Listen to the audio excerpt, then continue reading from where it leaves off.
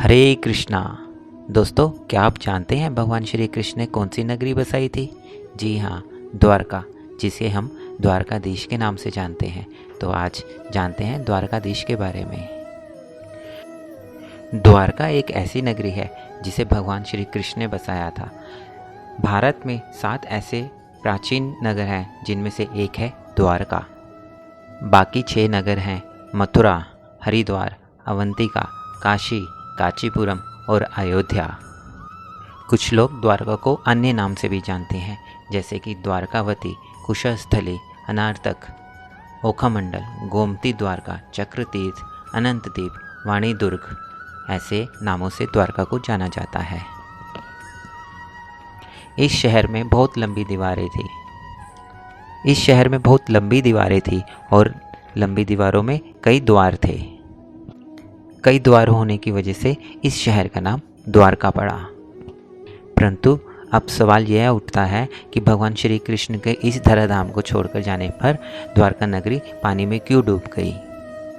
दोस्तों, आज की वीडियो में हम आपको बताएंगे कब, क्यों और कैसे डूबी द्वारका नगरी। दोस्तों, द्वारका को श्री कृष्ण की कर्मभूमि भी मानते हैं। महाभारत के अनुसार जब श्री कृष्ण ने कंस का वध किया तो जरासंध ने सोच लिया मुझे यदुवंशियों का कुल को मिटाना है, और वह आक्रमण करता रहा।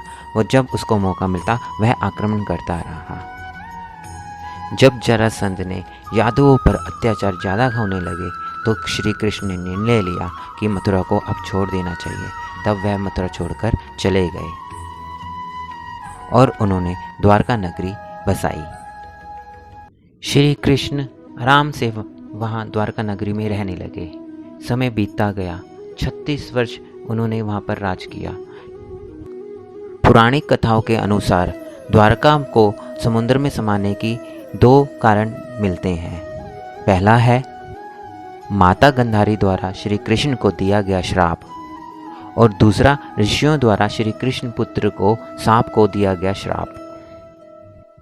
कथा के अनुसार महाभारत के युद्ध के पश्चात जब हस्तिनापुर में युधिष्ठिर का राज तिलक हो रहा था, तब गंधारी ने श्री कृष्ण को महाभारत के युद्ध और उनके 100 पुत्रों की हत्या का कारण माना और उन्हें श्राप दे दिया।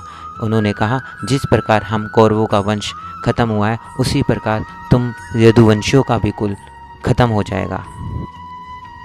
और दूसरा कारण था द्वारका नगरी का समुद्र में समाने का।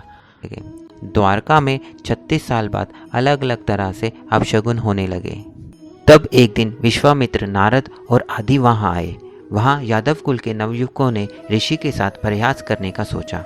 इसके लिए श्री कृष्ण के पुत्र सांप को स्त्री रूप में ले गए और बोले, यह स्त्री गर्भवती है, कृपया आप बताएं गर्भ में क्या उत्पन्न होगा। तब ऋषिगण ध्यान करने लगे। ध्यान करके उनको पता चला यह स्त्री नहीं है, यह तो पुरुष है। तब उनको बहुत क्रोध आया और उन्होंने नवयुवकों को कहा, तुमने हमें अपमानित किया है, हम आपको श्राप देते हैं। और उन्होंने श्राप दिया कि श्री कृष्ण का यह पुत्र सांप, यह एक लोहे के मूसल को जन्म देगा। इस मूसल से तुम यादव कुल का नाश करोगे। यह मूसल सिर्फ कृष्ण और बलराम को छोड़कर सबका नाश कर देगा। जब श्री कृष्ण को यह बात पता चली तो श्री कृष्ण ने कहा, यह बात अवश्य सत्य होगी। ऋषियों के श्राप के प्रभाव से सांप ने मूसल को जन्म दिया। जब यह बात राजा उग्रसेन को पता चली तो उन्होंने यह मूसल एक समुद्र में फेंकवा दिया। राजा उग्रसेन और श्री कृष्ण ने नगर में घोषणा करवा दी कि द्वारका नगरी में आज के बाद कोई भी शराब नहीं पिएगा और ना ही कोई बनाएगा। अगर इसका कोई उल्लंघन करता हुआ पकड़ा गया तो उसको मृत्युदंड दिया जाएगा। और घोषणा सुनते ही नगरवासियों ने उसका पालन किया। लेकिन उसके बाद भी अपशगुन नहीं रुके। तेज तेज आंधी आने लगी और चूहों की संख्या मनुष्य से ज़्यादा हो गई। और उस समय यदुवंशियों को पाप करते शर्म नहीं आती थी। और ऐसे अपशगुन होते देख श्री कृष्ण समझ गए थे कि कौरवों की माता का श्राप सत्य होने वाला है, यदुवंशियों का भी नाश होगा ही।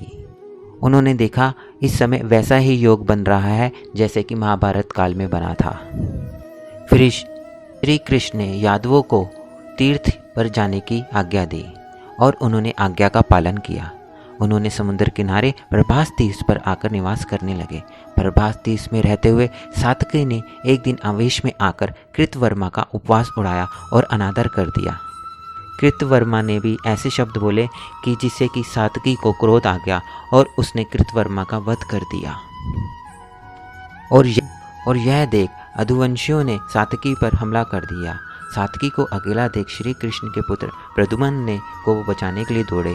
सात्विकी और प्रद्युम्न अकेले ही अधुवंशी से युद्ध करने लगे, परंतु संख्या में ज़्यादा होने पर अधुवंशी को पराजित नहीं कर पाए और अंत में उनके हाथों मारे गए। जब श्री कृष्ण को यह सूचना मिली कि उनके पुत्र और सात्विकी की मृत्यु हो गई है, तो उन्होंने क्रोध में एक घास उखाड़ ली और हाथ में लेते ही वह घास एक मूसल बन गई। जो कोई भी यह घास लेता वह मूसल में बदल जाती। उन मूसल के एक ही वार से प्राण निकल जाते थे। उस मूसल के प्रहार से यदुवंशी भी मरने लगे। कृष्ण के देखते ही देखते सांप, चरुण देव, अग्निरुद्ध और गध की मृत्यु हो गई। तो सुनाओ। और श्री कृष्ण ने अंत में अपने सारथी तारुक को बोला कि आप हस्तिनापुर जाएं और अर्जुन को वह घटना सुनाएं और शीघ्र ही उनको यहाँ बुलाएं। उसके बाद श्री कृष्ण बलराम जी को यहीं पर रुकने का बोलकर द्वारका चले गए। फिर पूरी घटना श्री कृष्ण ने अपने पिता वासुदेव को बता दी। यदुवंशियों के संहार की घटना जानकर उन्हें भी बहुत दुख हुआ। श्री कृष्ण ने अपने पिता वासुदेव से कहा कि अर्जुन आने तक आप स्त्रियों की रक्षा करें। इस समय बलराम जी वन में मेरी प्रतीक्षा कर रहे हैं, मैं वहीं जा रहा हूँ। यह कहकर वह वहाँ से चले गए। वन में गए तो उन्होंने देखा बलराम जी समाधि में लीन है और देखते ही देखते वह शेषनाग में बदल गए। और बलराम जी ने श्री कृष्ण की आज्ञा लेकर वैकुंठ धाम वापस चले गए। उधर बलराम जी के देह त्यागने के बाद श्री कृष्ण जी वन में घूमने लगे और घूमते घूमते एक वृक्ष के नीचे बैठ गए। और बैठते ही उनको विचार आया, गंधारी का जो श्राप दिया था वह अब सत्य होने वाला है। देह त्यागने की इच्छा से वह पृथ्वी पर महायोग की अवस्था में लेट गए। जिस समय श्री कृष्ण समाधि में लीन थे, उस समय एक शिकारी, जरा नाम का शिकारी, हिरणों का शिकार करते हुए आया और उन्होंने श्री कृष्ण को बिना देखे ही हिरण समझकर तीर चला दिया। बाण चलाने के बाद वह जब देखा तो वह श्री कृष्ण को लग चुका था। उन्होंने अपनी भूल के पश्चाताप किया। जब उन्होंने इसे देख वह श्री कृष्ण से माफ़ी मांगने लगा। तब श्री कृष्ण ने उनको आश्वासन दिया। फिर श्री कृष्ण परम धाम को वापस लौट गए। इधर तारुक अर्जुन जब द्वारका पहुँचे तो श्री कृष्ण की रानियाँ उन्हें देखकर रोने लगी। उन्हें देखकर अर्जुन भी रोने लगे और अर्जुन फिर वासुदेव से मिले। वासुदेव ने कृष्ण के अनुसार अर्जुन को सारी घटना बताई। अर्जुन को कहा कि द्वारका नगरी डूबने वाली है, आप रानियों और नगरवासियों को इंद्रप्रस्थ ले जाएं। और अर्जुन ने ऐसा ही किया। जैसे ही वह द्वारका से बाहर निकले और द्वारका नगरी समुद्र में समा गई। और यह सब देखकर सब बहुत हैरान हुए। तो दोस्तों, यह थी द्वारका की कथा।